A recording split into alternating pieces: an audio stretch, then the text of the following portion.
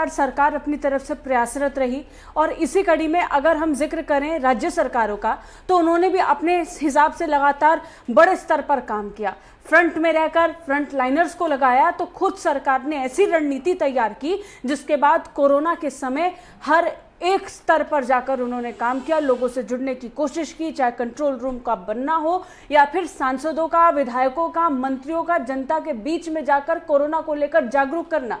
इस बीच हम आज चर्चा करेंगे किस तरीके से सरकार लगातार प्रयासरत रही। यूपी सरकार में राज्य मंत्री डॉक्टर GH धर्मेश एक्सक्लूसिवली हमारे साथ जुड़ चुके हैं, जो समाज कल्याण, अनुसूचित जाति और जनजाति कल्याण के राज्य मंत्री हैं। बहुत बहुत शुक्रिया आपका हमारे साथ जुड़ने के लिए धर्मेश जी, आपने समय दिया, वक्त निकाला। धर्मेश जी, अगर हम कोरोना काल का जिक्र करते हैं तो पहले साल में या फिर पहली लहर का जिक्र करें तो इस बात को लेकर अनुमान जरूर था कि दूसरी लहर आएगी, स्प्रेड होते होते वो इतने बड़े स्तर पर फैलेगा, लेकिन इतना विकराल रूप कोरोना का होगा जितना हमने पिछले 1.5 महीने में देखा वो बहुत मुश्किल नजर आया। लेकिन ये मुश्किल भी आसान हो गई क्योंकि उत्तर प्रदेश सरकार ने अपने आप को साबित ना सिर्फ पूरे देश में किया लेकिन पूरे विश्व में कर दिया। धर्मेश जी, ऐसा है, मैं सबसे पहले तो आपके चैनल को बधाई देना चाहता हूं जी कि आपने अपने चैनल पर मुझे अपनी बात कहने की आपने मौका दिया है। और मैं ये कहना चाहता हूं कि पिछले साल 2020 में जो कोरोना की वेव आई थी और ये आवाज़ रिपीट क्यों हो रही है? आवाज़ रिपीट हो रही है। कोई बात नहीं सर, हम एक बार फिर से आपसे जुड़ने की कोशिश करेंगे, एक बार फिर से कांटेक्ट आपसे करेंगे धर्मेश जी।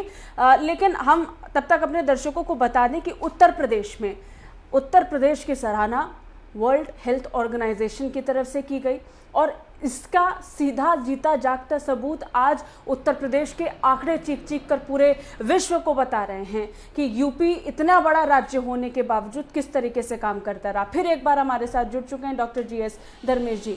सर, आवाज पहुंच रही है आप तक?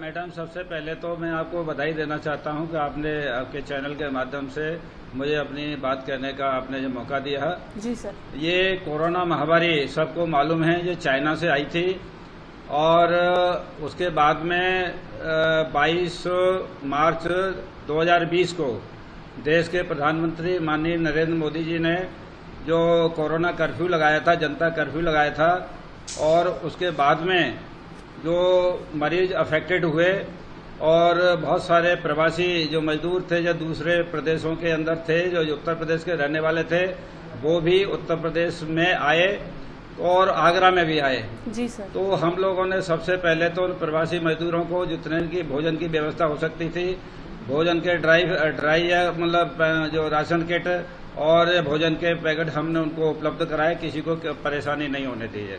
जी।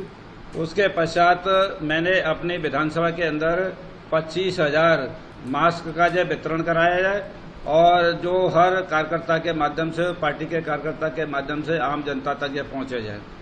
और जो राशन की जो किट थी वो भी हमने घर घर जाकर के और क्षेत्र में जाकर के कार्यकर्ताओं के माध्यम से जो ड्राई राशन था जिसमें चावल, चीनी, आटा, दालें ये सब थी, सब उपलब्ध हम लोगों ने जब कराई क्षेत्र में जाकर के। और भोजन के पैकेट भी हमने जब बांटे थे उस समय जब, और लगभग 5,000 नए राशन कार्ड हमने जनता के लिए बनवाए क्योंकि उस समय जनता को बहुत परेशानी हो रही थी खाने पीने की। तो 5,000 मेरे द्वारा राशन कार्ड या ये अपने जो खाद्य अधिकारी है आगरा के, उनके माध्यम से हमने 5,000 राशन कार्ड भी बनवाए। धर्मेश जी, आपके पास तो समाज कल्याण, मैं ये कहना चाहता हूँ कि जी आपके पास समाज कल्याण, अनुसूचित जाति और जनजाति कल्याण विभाग है और जब हम समाज कल्याण का जिक्र करते हैं तो कोरोना काल में सबसे ज़्यादा आवश्यकता इसी विभाग की पड़ी रही होगी। स्वास्थ्य विभाग ने अपनी भूमिका अदा की, आपके विभाग ने किस तरीके से काम किया, टीम किस तरीके से बांटी गई, किस तरीके से आपने जनता के साथ संवाद स्थापित किया, इसके साथ साथ अपनी टीम्स के साथ संवाद स्थापित किया? ये बिल्कुल सही है कि समाज कल्याण के माध्यम से जो गरीब बस्तियां थीं, जी, जो पिछड़ी बस्तियां थीं, जहाँ पर भोजन की काफ़ी दिक्कत हो रही थी, वहाँ अपने सरकार के माध्यम से, उत्तर प्रदेश के यशस्वी मुख्यमंत्री माननीय योगी आदित्यनाथ जी के माध्यम से जो भी सरकार से हमको जो किट उपलब्ध कराई गई, वो हमने बस्तियों में जाकर के उनको जो डिस्ट्रीब्यूट किया, जो गरीब बस्तियों के दलित बस्तियाँ थी जी। और उसके बाद हमने भोजन के पैकेट भी हमने उनको जो उपलब्ध कराए जाए।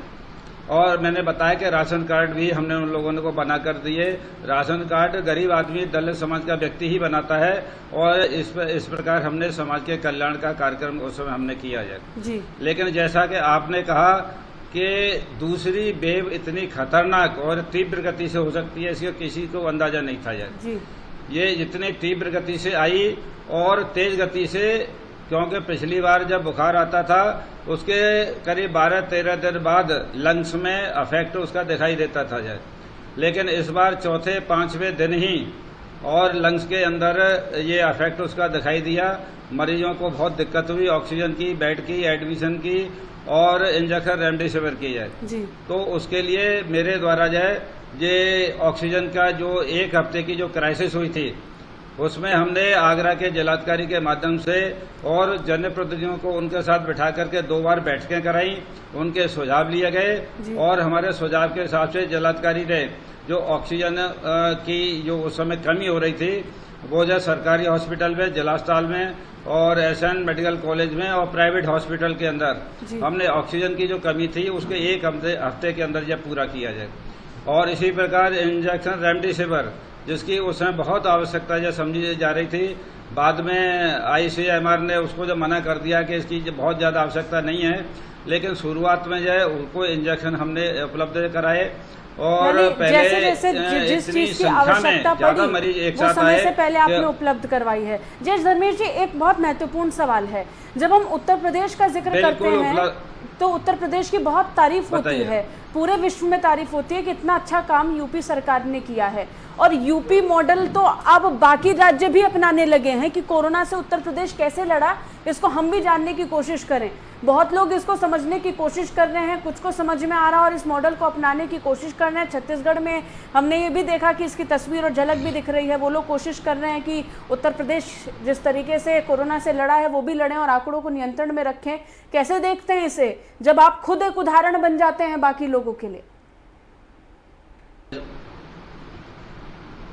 ये बिल्कुल सही है कि उत्तर प्रदेश के यशस्वी मुख्यमंत्री माननीय योगी आदित्यनाथ जी ने जिस तरह से उत्तर प्रदेश को, जिसकी आबादी 24 करोड़ हो और बहुत सबसे पहले उत्तर प्रदेश के अंदर ये कोरोना को जो कंट्रोल किया गया, जिसकी WHO ने भी इसकी प्रशंसा की। मैं ये बता देना चाहता हूँ कि उत्तर प्रदेश के अंदर जो जिला पंचायत थी है, उनके माध्यम से निगरानी समिति बनाई गई और एक ग्राम पंचायत के अंदर एक निगरानी समिति बना करके जो आशा बहनें थी, जो अपने जो टीचर्स थे, जो आंगनबाड़ी की महिला थी, उसको उसमें जो लगाया गया और उनके माध्यम से उनको बस्तियों में भेज करके और उसका पता करके कोई खांसी, जुकाम, बुखार वाला कोई मरीज तो नहीं है, इस प्रकार उसकी ट्रेसिंग की गई। और अगर कोई गंभीर प्रकृति का मरीज अगर उनको दिखाई दिया, लक्षण दिखाई दिए तो उन निगरानी समिति ने अपनी रिपोर्ट जो RR रेस्पॉन्स, जो रैपिड रेस्पॉन्स जो टीम थी, उनको रिपोर्ट किया और उनके माध्यम से उनको दवा उपलब्ध कराई गई। पहली बार ऐसा हुआ कि रैपिड जो टीम थी, रैपिड रेस्पॉन्स टीम, उनको जो ग्लूकोमीटर दिए गए, थर्मामीटर दिए गए और आपके माध्यम से उनको जो एक थर्मामीटर और आपका जो ऑक्सीजन मीटर, ये तीनों चीजें उपलब्ध कराई गई। शुगर का ग्लूकोमीटर भी दिया गया जी। हाँ, नहीं, ऑक्सीमीटर अलग, ग्लूकोमीटर अलग और थर्मामीटर अलग, 3 चीजें उपलब्ध कराई गई किट के अंदर है। और ये सब लोग वहां पर पहुंचे, उनको ट्रीटमेंट दिया गया जाए और ऐसे गंभीर प्रकृति के मरीज थे उनको हॉस्पिटलाइज किया गया और जो कम जो मतलब उसके थे अफेक्ट वाले, उनको होम में, घर में ही उनको आइसोलेट किया गया, उनको दवाई के किट पहुंचाई गई। तो इस माध्यम से एक ये जो जी जयेश धर्मेश जी, एक चीज बहुत शुरुआती दौर में देखा गया, जब आंकड़े धीरे धीरे बढ़ रहे थे, उत्तर प्रदेश में भी आंकड़े सामने आने लगे थे, तो बार बार एक दबाव, एक प्रेशर सा आ रहा था और ये सवाल पूछे जा रहे थे कि आखिर उत्तर प्रदेश में लॉकडाउन क्यों नहीं लगाया जा रहा, उस समय आपकी सरकार ने ये कहा कि अगर लॉकडाउन लगाएंगे तो उसका गरीब तबकों के लोगों पर खासा असर पड़ेगा, श्रमिकों पर लॉकडाउन का खासा असर पड़ेगा, ज़रूरत पड़ेगी, जो वक्त सही आएगा उस समय सही निर्णय ले लिया जाएगा। आज वाकई लगता है कि सही मायनों में आपने सही समय पर सही निर्णय लिए। शायद यही कारण रहा कि ना तो आर्थिक लिहाज से किसी तरीके से परेशानी गरीब लोगों को हुई और ना ही बीमारी के लिहाज से भी।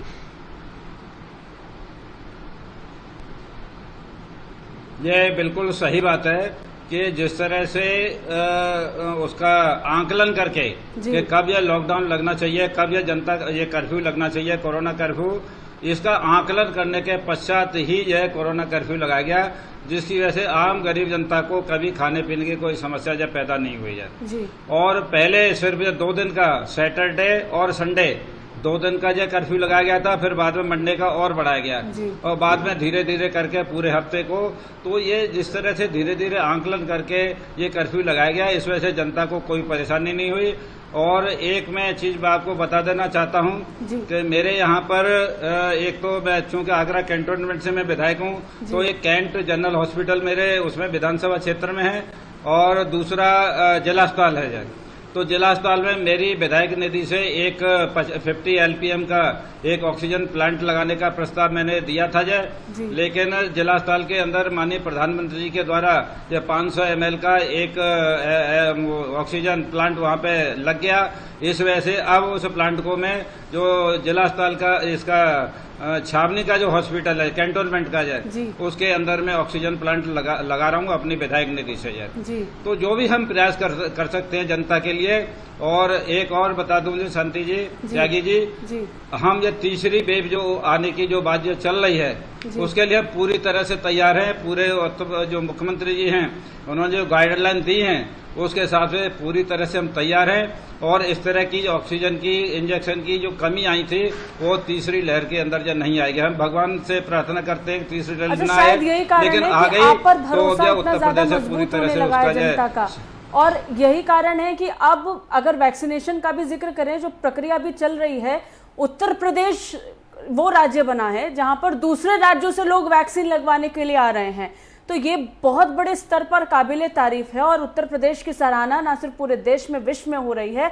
बहुत बहुत शुक्रिया GH धर्मेश जी, आपने वक्त निकाला, हमसे बात की, हमें बताया कि किस तरीके से राज्य सरकार ने काम किया और आपने जो प्रतिबद्धता जाहिर की है कि तीसरी लहर के लिए आप पूरी तरीके से तैयार हैं और आगे कोई परेशानी नहीं होगी, वो भी बहुत काबिले तारीफ है। बहुत बहुत शुक्रिया आपका, आप हमारे साथ जुड़े, आपने वक्त निकाला। तो ये थे हमारे साथ एक्सक्लूसिवली समाज कल्याण, अनुसूचित जाति और जनजाति कल्याण के राज्य मंत्री GH धर्मेश जी, जो हमसे बात कर रहे थे, बता रहे थे किस तरीके की कठिनाइयां राज्य सरकार के सामने आई और उनसे पार पाकर आज उत्तर प्रदेश वो राज्य बना जो उदाहरण बना है सभी के लिए। इसी के साथ बस इतना ही। देश और दुनिया की तमाम खबरों के लिए देखते रहिए नेटवर्क 10।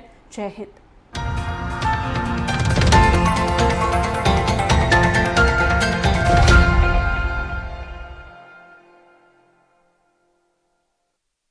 देश दुनिया का हर नगर महानगर शाम तक की 5 बड़ी खबर आ गया।